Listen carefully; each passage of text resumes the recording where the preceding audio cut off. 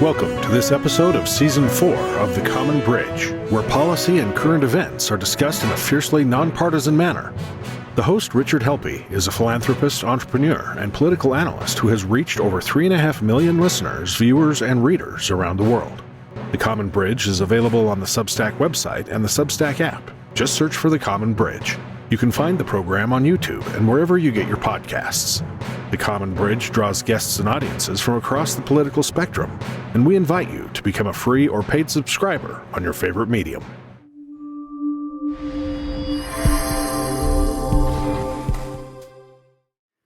Hello, welcome to The Common Bridge. I'm your host, Rich Helppie. The topic today, K through 12 education, and our guest is Ernestine Sanders. Ernestine brings a wealth of experience in educating folks in this important time of life. Ernestine, welcome to The Common Bridge. Glad you're with us. Thank you, Rich. I'm really pleased to be with you today, and I hope I could lend a little clarity to the conversation. Well, your record at the Cornerstone schools, where you've helped students achieve at their highest level and grow into attributes of good character, where you've inspired predominantly urban students to exceptional achievement, is a story that I think everyone needs to hear, because we hear so much about K through 12 education and what's going on there. And of course, we always hear the bad stories. So some great success stories. So for those folks that aren't familiar with Cornerstone, who attends Cornerstone schools? Well, thank you, Rich. Cornerstone, first of all, it's been around almost for a generation, a little bit more than a generation. Cornerstone started in 1991, and I was able to join in 1994. And it's been a wonderful journey. And you said something in your introduction about serving urban students. So Cornerstone has always served urban students, but not necessarily neighborhood. What I found, and I believe is still true today, is that people from all over Detroit come and seek out Cornerstone. The range is quite far, because everyone feels that education is so important, and every child deserves a wonderful education. So I'm pleased to say that we are schools inside the city, and our range reaches to all points in the city. And how has Cornerstone uniquely impacted the students and the community? What were their alternatives, and how did Cornerstone make a difference? I believe that Cornerstone, first I should say what attracted me, because I think it's a really important thing to do. I had an opportunity to be in public schools and also in a private school. And I just remember reading a little blurb in the newspaper, when people were reading really print and not in terms of online. And I saw this little blurb that two things. There were people out there, they had a shovel, they were having a photo op because they were going to start a school. And then I saw another little blurb where they wanted a principal. And so, I said, I've always wanted to be in the city. Let me go and see what's happening with Cornerstone. So what attracted me really was how they wanted to have both high academic achievement, but also imparting what it means to be of good character. And I think those two things mirror each other, because you can be a great achiever and not a great person. We know that. Mm-hmm. And so Cornerstone has always been a school that said academics are really important. Reading is very important, but you really do need to have good character. And so throughout the time, really, that has been something that's the common strand that goes through Cornerstone. And we have paid attention to Reverend Dr. Martin Luther King's teachings. And he talks a lot about the complete life. And over time, it's something that we've tried in terms of to mirror and to live by. So he talks about the length to live for a purpose born. And when you think about purpose, it should be that when you're in school, there's a purpose to being in school. And part of that purpose is character. So we want to instill that purpose. And then Dr. King talks about breadth, to be a person for others. And it's not just that you're trying to do your best for yourself, but can you give back? What can you do to help another person? And while the kids are young when they come to Cornerstone, I think to have purpose, to be a person for someone else, and as a private school, we said, and to know God. And so those were the three things that I think have permeated what it means to have an excellent education at Cornerstone. And it was something that drew me to it. And I think it's very important to be anchored to something, and to, because you can say, I'm going to teach, teach, teach, but I think people need purpose. They need to do things for others, and to know God. That is a wonderful foundation. And look, so many successful people that I've met and many that I've interviewed, they always talk about priorities. And oftentimes they'll say, well, it all starts with my faith. And then Mhm. it starts with my community and my family doing things for other people, and then whatever I've achieved. And they seem to be those folks that are not only high achievers, but most at peace with themselves, and indeed the most loved and admired. Um, Ernestine, our audience likes to know about our guests. So if you don't mind, can we talk a little bit biography? Where did you spend your early days, and what was your life like, and what was your education and your career arc? Oh, sure. Well, I am not a native of Michigan. I'm a native of Indiana.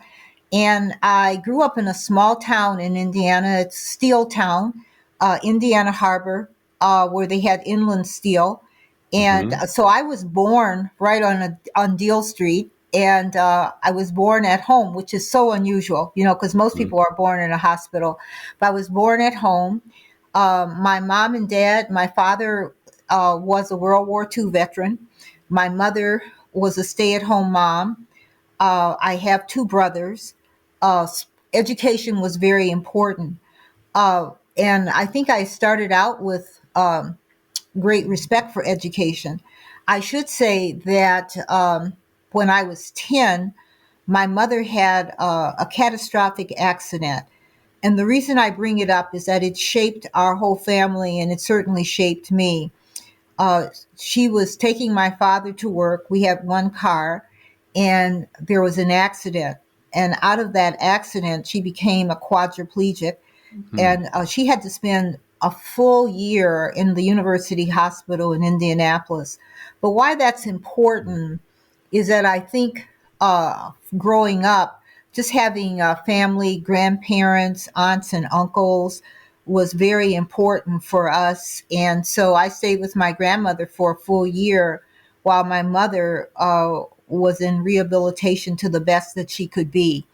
But during that time period, after going home, my brothers were younger than me. So there was this, when you talk about a person for others, it was a belief that I had because my father worked hard. We had someone that came in every day, but we didn't have a lot of resources. So it was something that you had to work together. But my mother, during that time, she even lost her hearing, but she was able to sit on the couch every day and to rule the roost in a way.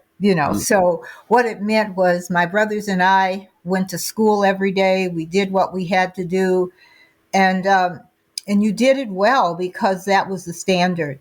So I went to school. I went to elementary school, and then in high school we lived in Gary, Indiana, which is another steel town. And I graduated from high school, and from there I went to Indiana University. I graduated from Indiana University. I then came to Michigan. I was married, have three wonderful children, and I started out in public school. And so I'll never forget that. I started out in Lake Shore School District in St. Clair Shores, Michigan. That was my first teaching position. And from there, after I had children, I stayed home for a couple of years, and then I went to Friends School in Detroit. I did my administrative work at the Roper School for the Gifted, which is in Bloomfield Hills. And that was really, I think, a good way of preparing me for leadership and administration. And from there, I went to the Cornerstone schools. So my three children are all grown. They are all very different. I have one who's a graduate of Oberlin, who's a musician. My middle son went to the Air Force Academy, graduated from there, flew for the Air Force, and now is in business. And then my daughter went to a historically Black school, and she's in HR. So I'm real proud of them from the standpoint that I believe education is very important. And so that's kind of my background. And then my graduate degrees, I went to MSU, and I started Cornerstone, and I was able to become a principal there, and then for their private school, the president and CEO of those schools. And now I work for them in a variety of other ways, passing the baton to others. So that's me in a nutshell. Well, you've made such a positive impact on not only the students, but the teachers, as well as the community at large. And we're definitely going to talk some today about that mother's influence with your mother's fund. But as we turn back to Cornerstone, there would be people that said, look, we can't teach this population. We just have to pass the kids along. And you didn't agree with that. You said you had a data-driven model to help the children achieve. What did you learn from that experience? Thank you very much for asking. Well, first of all, what I learned and what I've come to understand about education is that you can teach every population, and certainly the urban population, but you have to understand, from my perspective, what it is that makes them unique. What do they need where maybe someone else would not need that? And so when I was at Cornerstone, the thing that was interesting for me is when you start out, 3, 4, 5-year-olds, even for yourself, you probably found that your parents made possible a lot of things for you, so that your language expanded, your words expanded, you were exposed to a variety of things. So what we found at Cornerstone, and what I found, is you have to provide the experiences that are missing, and you have to put the resources in so that your students will do well. So there were some things that we did that in terms of the data-driven model, that were very important. The first was more time on task, and we could even fast forward that today. We have a model where we start school in September and we end in June. Well, what I found when I first came to Cornerstone, with so many of our students were not reading at grade level, they weren't doing math at grade level. And so just to say that you arbitrarily stop in June in terms of the learning is something that you would want to change. So what we were able to do was lengthen the school year. So what we found with that, and our parents were okay with that too, because by that time we got a tremendous amount of parent involvement. So the parent participation, the parent involvement, the length of the school year, we went through July, which now everyone would say, how could you do that? Kids need more time off, things like that. But what we found was the length of the school year was very important. The parent involvement was very important. And how you teach is very important. So you could say, well, I want to teach from the perspective of whole reading, and I don't want to get too much in the weeds. But what we found for our students is that phonics was very important, that you had to pay attention to some of the minuteness of reading, that if you have a child that has a great number of words in their vocabulary even before they hit school, maybe you don't have to do that. But with phonics, how it sounds, how you speak, all of those things matter into making a difference for the young people that are coming into school for the first time. And then with that academic piece, also making sure that we equipped our teachers so that they could take the tool that we had and to be able to teach it well. So the data-driven model has a cycle. And so that first part of the cycle is to have baseline. What do you know about the students that you're teaching? So that baseline may tell you, you have 25 in the classroom. You may have 5 that are at grade level. You may have another 5 that are a little below, and you may have 10, you know what I mean? And you go all the way till you get to the 25. So just like you would say everyone is beautiful and beloved and wonderfully made, you also want to say that they all have different things that you have to be able to teach them so that they can have the outcomes that you want. So we worked on the baseline data, we worked on making sure our teachers had the right tools, and then we looked at that data periodically, the interim assessment, so that you knew what you had, so that you could go and have what we talk about, flexible grouping, so that you put youngsters, when I say flexible, very important, because that doesn't mean they stay in one group, that they go from group to group based on what they've been able to achieve. So a lot of that happened, and a lot of lessons learned at Cornerstone for that. And then that whole piece I said about working with our parents at that time years ago was so important, just so that we could begin to get those outcomes. I like the entire model of inspiring students to become good students and to become people of good character, insisting on some level of parental involvement. I know that part of your student population, if they're not in school, they're not doing much. They may not even be going outside their homes, for example. That meeting them where they're at and then filling in the gaps. And we have a foundation run program that my wife and I have been heavily involved with in the city of Wayne, right down the road from you, called Champions of Wayne, where it's a mentorship program with incentives, with the belief that every one of those children can aspire to better academic performance. But oftentimes, by the time they get to high school, they need to get paired up with an adult.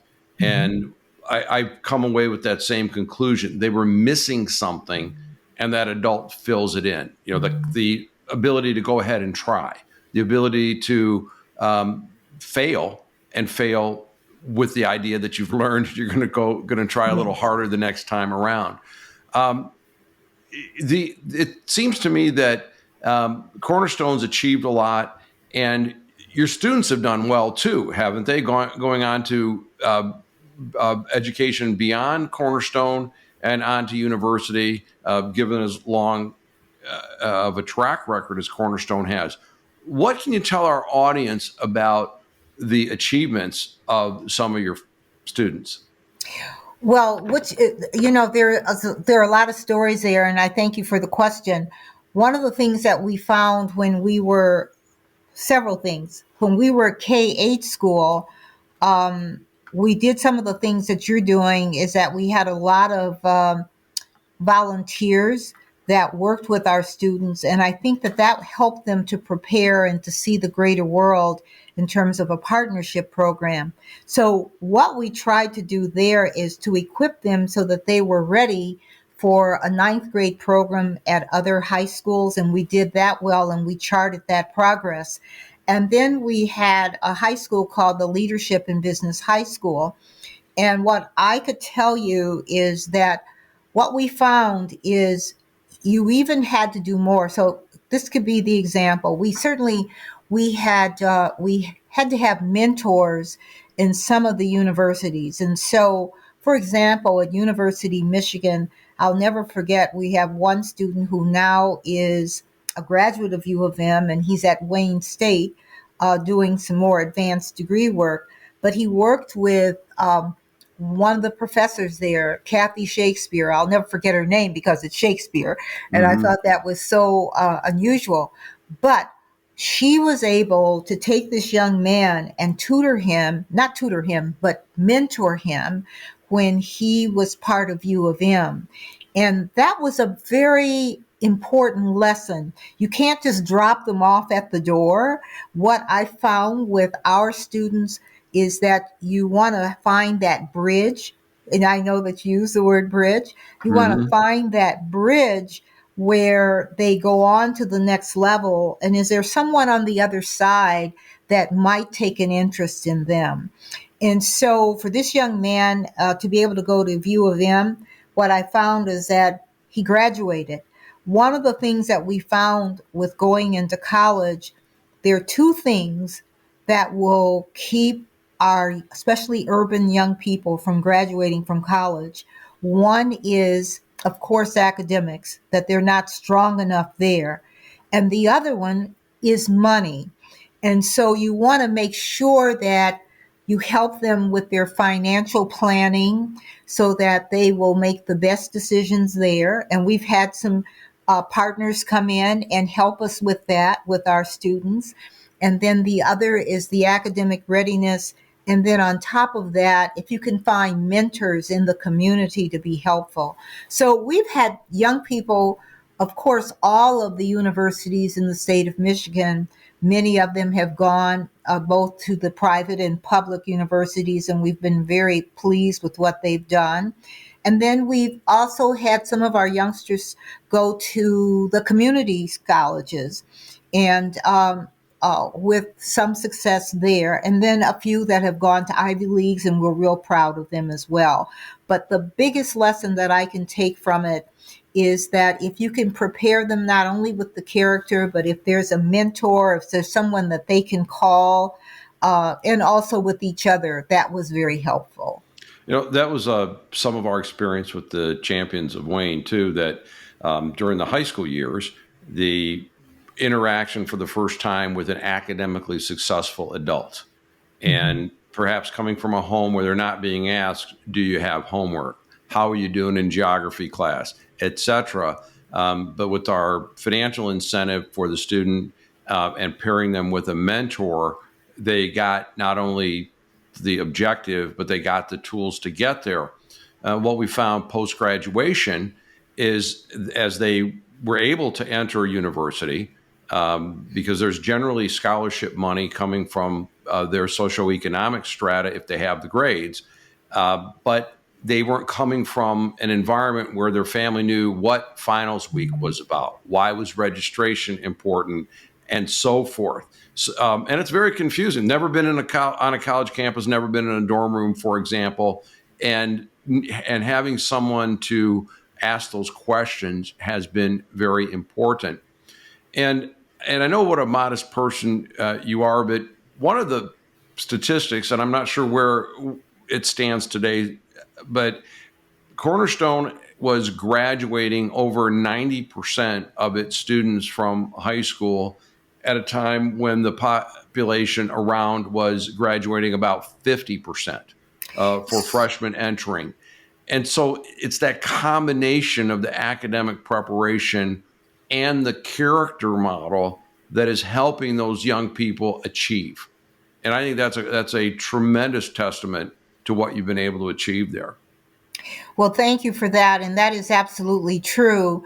And having that opportunity to mentor during the school day, having others come and just give their wisdom and experience, we found was very, very important. And that the students also had that drive that they wanted to do it. And one other piece, I think that perhaps there is a commonality there when you were talking about the college process. What we found is that most of our youngsters, they were first generation Hmm. who wanted to go to college or wanted to go into an entrepreneurial opportunity.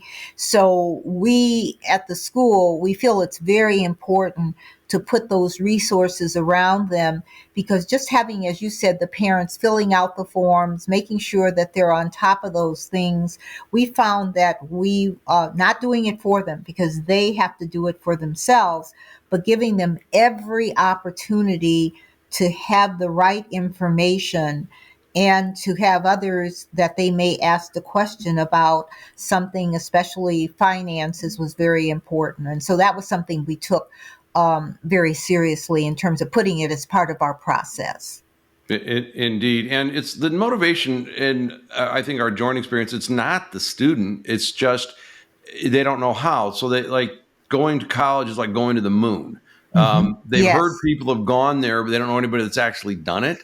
And so getting them into that college prep or into a trade school prep has been important. And, we have a proud history in our country where the public school systems fulfilled that role and did it well. I'm personally, a product of the public schools. I want to think of a better example than that, but we do hear a lot of stories about the public schools struggling, and things that they're attempting to do legislatively. Just by way of example, in our state, Senate Bill 12 would repeal a law that third graders in Michigan need to repeat the year if they score too low on the state reading test. Now, I can argue both sides of that, but as from your your perspective, which is more learned, is that a good idea or a not so good idea to have that hard requirement there to read at Well, grade level? so it's interesting that you said that. I think that there are so many challenges for students today, and I just wanted to give you a little bit of data about that and why I think that sometimes we can't be afraid of what the data says so that we can go and meet it. And what I mean by that is that over the last 3 years with COVID, and I was telling someone at another meeting just this morning, when you're in it, you never know with the pandemic that we would have as many challenges educationally as we had. And so the schools stopped, and most of the schools, including the Cornerstone schools, we did a lot of online. And at the time, people felt, well, it's going to be okay, especially if we can make sure that they have a Chromebook or if they have a laptop, it will work. But it was true that it did not, especially in two areas. It didn't work academically for the nation. These are data that I'm talking about for the nation. It didn't work academically for the nation, and it didn't work socially for the nation. And so we find ourselves in K-12 education at a crossroads in terms of what to do about it, but the data is very damning. So in terms of that, one of the things we found in 2019 was 1 in 4 eighth grade students are proficient in math. And that is something, 1 in 4. And that's down from 34%. So what it means is that this time that we were away from what we call traditional school, where most people are sitting at a desk in front of a teacher, it went down quite a bit. And just to give you an example of that, it meant that fewer students could do something like measuring the length of a diagonal. So, when we're talking about that, you would say students can't do that. So, see, these are small things that you take for granted that students could do in a rectangle, or fewer students could convert miles to yards. So it's little things like that. And then it said 1 in 3 eighth graders were proficient in reading. One Oh, in three. 1 in 3. This is in 2019. And it says they've not fully mastered the material and the skills needed to do an analysis. So we're sitting here and we're talking and we're coming to conclusions. And as an educator, that means that if I'm running a K-8 school, my fourth graders and my eighth graders across the country, we have to do something about that, not only for the state of Michigan. Now, here's where it really gets even harder in terms of urban America. They looked at that and it said the test scores declined even more for Black students. And so for every point, 13 students, Black students, did worse. And so this is really very, very hard. And if you wanted this, I could send it to you in terms of please. the data. So you asked about the third grade. Why the third grade? Because remember, you're trying to look at where do you want to see how the kids are doing? Most of the time, it's the end of third grade going into fourth grade, eighth grade, and then you may look at 10th, 11th, and 12th grade. So we have a real problem. So what's happened is they said, well, let's just fix this problem. We're going to make sure that third graders do it. Now, to me, that makes sense. It's a lot of pressure there.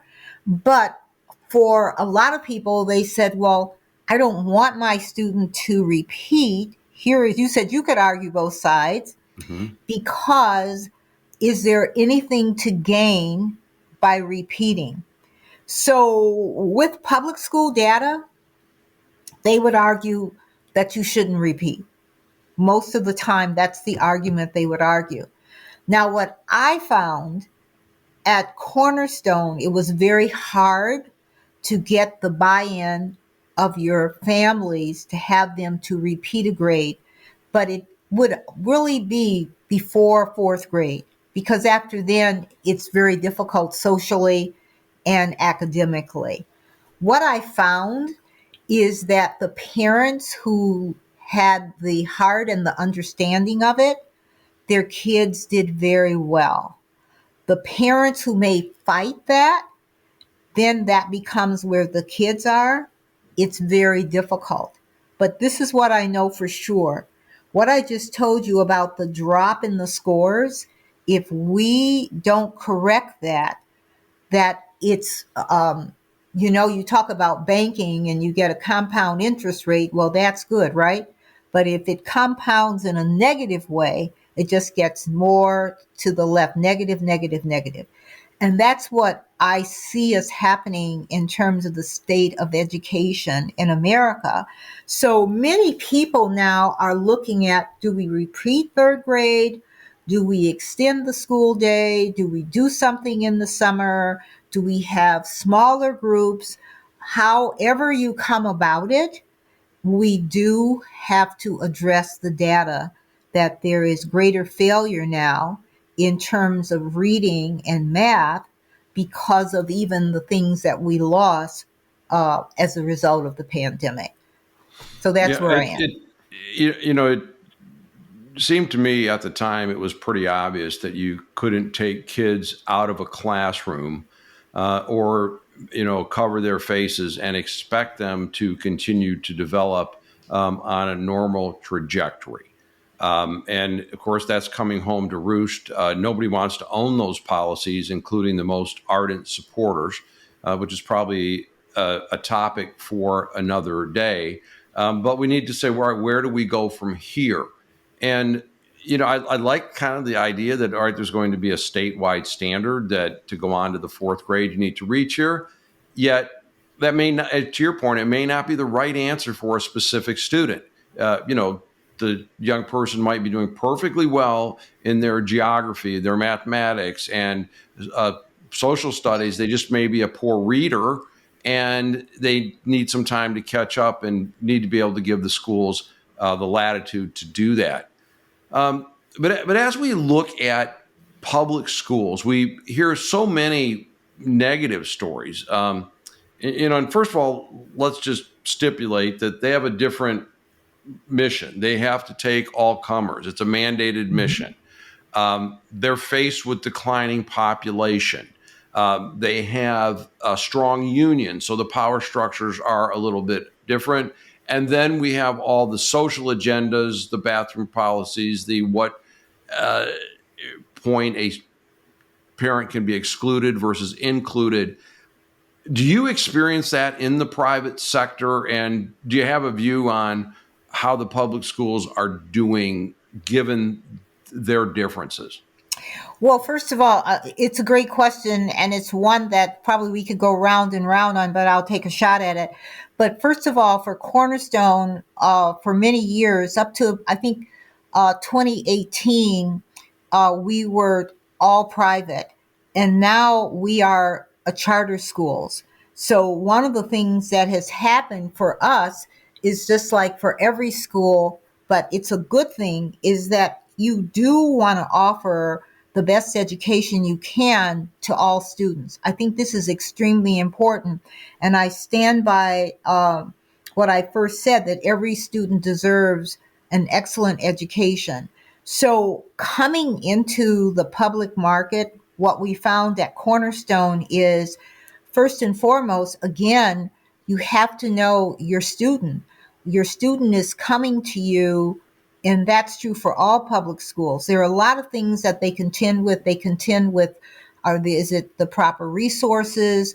Um, do certain schools get more money than others? How does this work? And so Hmm. there are lots of reasons as to why resources may not be totally equal. But in terms of the schools themselves, the whole idea of making something excellent, we still can do that. And so with public schools, we do have to address certain things that maybe you didn't have to address when you had 100% buy-in of your parent. In a private school, it was self-selecting. In Hmm. public school, parents are looking for the school that may be in their neighborhood. They may not be looking at it the way parents who are selecting a private school. So now that we're charter, we get students from all walks of life.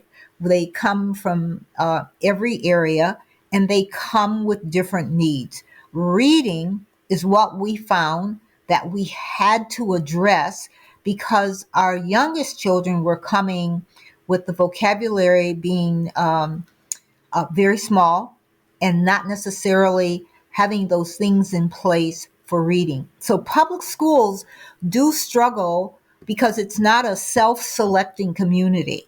It's a community whom they serve uh, wherever they happen to be. So then you have to look at that and say, how do I make that work? What resources do I have? What does my staff look like? And all of those needs of the students, you've got to look at them square in the eye and see what you can do for them. And while you're putting reading and math at the center of everything you do, you still have to put that program and activity around those students that may not be there for them in terms of the amount of time that they spend in their homes. So that's I something that Cornerstone has had to address. I see, and I love the data drive behind your answer. Where are they? What's the issue? What do we need to do to Mhm. address that? And you see school systems, again, you can't really trust the reporting because our media system's broken. But trying to tease out certain facts, by way of example, Olympia, Washington, in Washington State, cutting arts programs. Yet your experience at Cornerstone with fine arts, visual arts, and languages, your students coming out of the original Cornerstone and perhaps now in the charter Cornerstones, what are they getting in terms of international languages, musical instruments, singing, and other artistic expression? Well, thank you for that, because I did talk about those programs, and they are very important in terms of our brain, how we learn, what we do. And so at our charter program, we still offer language, we still offer music and different programs that they can do. We also even have a program there looking at differences for some of our young people, believe it or not, who they want to go into the trades. You know, we have a program for that. So what we're finding is that there's not one particular student profile at the school. But what we know for sure is you have to have program to meet their needs. Art is very important. It's another way of, just spatial things. How do you fill that space? What happens? How do you work with others? Physical education, play is important. Not to say that it takes over everything else, because overarching is that you have to have great program academically, and then what would I say? You surround that academic program with different activities so that they can begin to implement, that they can do hands on, which is very important. So Cornerstone has tried to keep that, which I think is extremely important in terms of meeting the needs, but we can't back away from whether they're reading and whether they're doing math. You just can't back away from that. So one doesn't take away from the other. What it does is that it sort of blends it together so that the kids have a variety of experiences along, hopefully, with a strong foundation. In your schools, do you have pressure around diversity, equity, inclusion, and in some of the other things we're hearing about public schools, a child wanting to conceal from their parents that they want to go by a different name, or using pronouns in a non-standard way? Are these things that you've experienced? And if you care to comment on this very delicate topic, how do you process this? And I'm just thinking about the kid coming in, getting bombed with these messages. How are they doing? I probably would have to dig deeper in terms of my experience right now, but what I'm seeing is not as much. The population is probably not as much where you're getting a lot of that. But Hmm. what I do see is that when I was talking about the COVID piece and how it had academic piece to it, there's a social piece. And what we do see now, I would say at the charters, is that you do need to address um, social concerns, how kids interact with one another, what challenges are they facing. Not necessarily the challenge, but I can see that. The restlessness, how do you solve problems? This is something that I would say that all schools are struggling with. Um, and a variety of ways in which they are struggling. But you do have to have those resources, the social workers, the people who can come in that can talk about a variety of problems, or you have resources in which they can go to.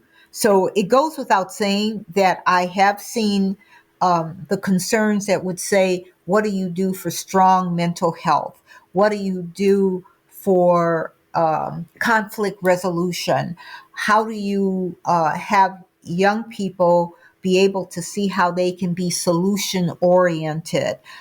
Those are the issues, especially when you get into 9 through 12, even 6 through 12, you're working with that it's not like I'm going to take my ball and go home, or it becomes confrontational. It's Hmm. all about how do you coexist in a community in a positive way. And those are the areas that I feel that Cornerstone is no different from other schools, but you have to address it because it is about building that community. I think the more I'm with education, the more I understand community is very, very important. Because if you don't build the community inside of the school, it's hard for our young people and even our smallest children to navigate. So by the time they leave school, they understand that community matters. And that's an area that I say has heightened my attention, and I believe schools are addressing it more than ever before that we've had to do before. And I do believe that's part of the foundational things you said at the beginning of this. It's about compassion, community, and um, as I've often said on my program, I think that our country is filled with compassionate and generous people. We're not the people that our political system portrays us as, and we're certainly not the people that our media portrays us as. Yes, there are bad people in our midst. You're going to have 330 million people. There's going to be some people doing some horrible things every day. Hmm. But by Absolutely. and large, attempting to do the right thing for the right reasons. Um, Ernestine, anything else about K through 12 education where we're heading in the right direction or the wrong direction as a country? If you were called on today by President Biden to be the Secretary of Education, and he said, "Tell me the one or two things we need to start doing, or one or two things we need to stop doing," what would you tell our president today? Wow, what an opportunity if I had that opportunity.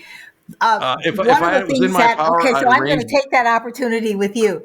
Okay, I good. guess what I would tell him in terms of that, and he's a proponent of early childhood, so I hear him say that all the time, but it just can't be that you're talking about early childhood. I think that we have to, as a nation, really put our hats on so that we do come up with a model for reading, which is very important, and math. Those two that I talked about at the beginning, I would say that. And then I would say, let's look at schools a little differently, that they don't all have to start at 8 and end at 3. We've got this model that they do that, and they don't all have to start in September and they end in June. I'd like us to look at how we use time differently. I didn't say better, but I would like to see how we use time differently in terms of our model so we could expand our learning. And so that's where, if I could get the attention of some of the people that are working with President Biden or others, that would be the area. How do we use time differently, and how do we go deeper in terms of the reading?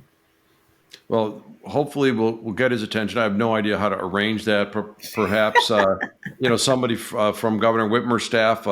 You have received the State of Michigan Education Excellence Award and the I Michiganian of the did. Year, and you've got the definitely got the bona fides to speak about these. And the other interesting thing is, without necessarily naming names, I know that Cornerstone has been supported by some of the biggest names on the political left and some of the biggest names on the political right, and it was never a partisan issue about whether we're going to give our kids great education or not. Yet it seems to me that a lot of this partisan silliness and some of the culture wars have invaded this space that should be safe. And often it's the only safe space for these kids. And it's only the places where they get nutritious meals and everything.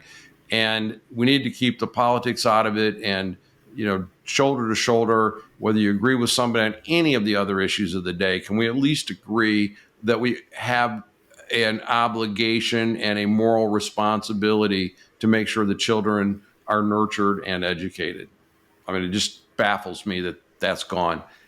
Um, we talked about the role of parents, and we've talked about the role of administrations. You've also taught teachers and codified some of the things in something you call CSA, and now you have this education consulting group. Mhm. What's that about in terms of educating the educators, and what have you learned so far? Well, first of all, your school is only as strong as your leaders. Your school is only as strong as the teachers that you have there. So when we were CSA, it was our Cornerstone private group, and then the education group is the group that we have in terms of under our charters. And so in terms of an organizational piece. But what I could tell you is that the biggest lessons is that your talent pool is very, very important. And just to speak about that, you've got to keep a deep bench in terms of who you have working for you, and you have to equip them so that they can do what they need to do. So, in terms of working with our teachers, what I came to understand is that they have to have a roadmap that, in terms of your vision and your mission, which is extremely important so that you are rowing in the same direction. And then at the same time, that you're giving them the tools. Remember, I was talking about reading, talking about phonics. How do you teach that? And can you do math well? Are you good at math? And then how do you deliver that? And what program do you have? All of these things are important. And then, of course, you have to have the parent that you're working with, the parent with that. But that team is incredibly important, and the leadership to get the best out of the team. I often, just when I talk about education, I'm amazed And I'm not a sports person, so I'm not pontificating because I don't know a lot about sports, Rich. But what I do know, when I watch these teams, they are always working on, do I get this person, this person, this person? And they look at data as much as I look at it, or, even more in terms of how they look at it. And you get that buy-in, and then you get the players that are even buying in, and they're looking at themselves and the data. And that's what I think education has to be about, that too. Because if you want those outcomes, you've got to be able to do that deep analysis, and you've got to have the right team on the floor.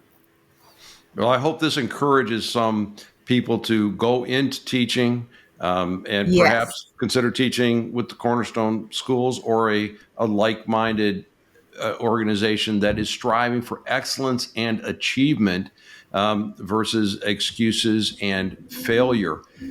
Ernestine, as we near the close of our talk today, if you think back, you're driving home, think what would some of the best public policies that we could implement, and what would be some of the worst public policies that we might implement as it comes to education?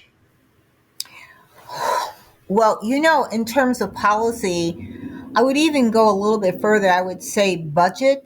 What is the equity of the budget? How are we spending our money? That would be one of the things that I'd like to look at in terms of, if you were looking at education. If you're looking at, oh, these schools in this location, their output is just great, great, great. I'd like to see if there was equity in terms of dollars, which I think is very important. I'd like to public policies in terms of how we vet our administrators, how we vet our teachers. I think that is extremely important. And then where do we spend our money? What type of programs what are we spending our money on? And so those are things that uh, I would like to look at. And then in terms of the length of it, what is how, and then how do we measure? Just for me, you get what you measure. It's really that simple. People don't believe it, but you get what you measure, and I really believe that. Well, I would be in strong agreement with you. And when you peel back that budget, you hear the top line, oh, the per pupil spending. And I want to say, well, what are they spending it on? Hmm. If it's about a lot of administrators that never see the inside of a classroom, that sounds like more work for the teachers and less education for the kids. If you're in a older district with older buildings and you have depreciation, that's going to look like a cost, but it's really just trying to keep the rooms heated and cooled, and such. So it really needs to be about what's going into instruction to make Yes. sure that every one of the kids is funded appropriately. And speaking of uh, funding, you have something called the Mother's Fund, very close to your heart. And what is that about? What inspired it, and what's it doing? Well, thank you. And with the Mother's Fund, when I read that 1 in 4 eighth graders are not proficient in math, and 1 in 3 in reading, and then we get to the fourth grade and what's happening for them, what we are finding is that we wanted to address that, and we felt that the best way to address it in our Mother's Fund is that the reading has dropped to the lowest in 30 years. And Wow. what are we going to do about it at Cornerstone? And we felt, with our early readers, meaning from 3 years old to going almost into the third grade, we have to look at this differently. And so once we became charter and we said everyone is not self selecting, how do we bring our mothers and caregivers into the schools so that we can equip them in terms of reading, so what happens in the school becomes a bridge to what's happening at home? And so with the Mothers Fund, we decided that we would work on raising dollars on top of what we get in terms of our state funding, that we would be able to have parents come into the school and we give them a tool, a phonics tool, so that they learn how to do it, and it bridges into what we do at school. And when I sent you the brochure, the thing that's interesting for me is you think about how did you learn to read? And it's very few of us would say our parents, our mother, our dad, our grandparents didn't have anything to do with that. So even when I told you my story of my mother being a quadriplegic, she still was an avid reader, and she demanded of myself and my brothers that we learn too. So this fund allows us to bring parents in along with their children, and then we deepen the relationship and we give them a tool so that we can help them. And when you talked about data-driven decision making, with this, we're able to get a baseline, because remember, it's after the day, so we're extending the time of reading, and we're helping our parents to be able to do that. So we're raising dollars. Our threshold is $3 million. We've got about 576,000 raised. But the other thing that I was so excited about, one of the donors that I know gave us a six-figure gift so we could start the fund while we concurrently raise money for it. And so we have a number of our mothers coming in with their children, and they are participating in this. And we hope to have this across all of our K-8 schools. And this gives another tool in terms of how to teach reading. So that's what our fund is about. That is a wonderfully innovative program. And if someone wanted to contribute, how could they do that? Where is there a website or that they can go Yes, to? they could go to our website, the Cornerstone website. And the other thing, Richard, is that they could reach out to me directly, ernestine.sanders@cornerstoneschools.org. And and I would be very willing to talk to them about the fund. It's just an exciting piece to be able to offer it concurrently, because you don't often get that chance, when you're trying to do your endowment. But we have an opportunity because of this generous donor to be able to do both. But I would be so delighted if someone wanted to do that. And listen, if you're an employer that's listening to this and you want to have a great workforce, please support Cornerstone Schools and the Mothers Fund. But let's say you're not an employer. Let's say you want to retire someday and you want to get Social Security. It's that workforce that's going to be out there with their payroll dollars that's funding your Social Security. So do it for the right moral reasons, do it for the selfish reasons, but try to give at least a little bit to help the Cornerstone Schools and the Mothers Fund. Ernestine, this has been a heartwarming and very educational time. As we wrap up here, is there anything that we didn't cover or any final comments that you'd like the listeners, readers, and viewers of the Common Bridge to hear? Well, first of all, I want to thank you, Rich, for the opportunity to be here to talk education. And I really appreciated all the questions that you asked me. And so what I would say is our children are what we need to work towards to help them to not only be literate, but to be of good character.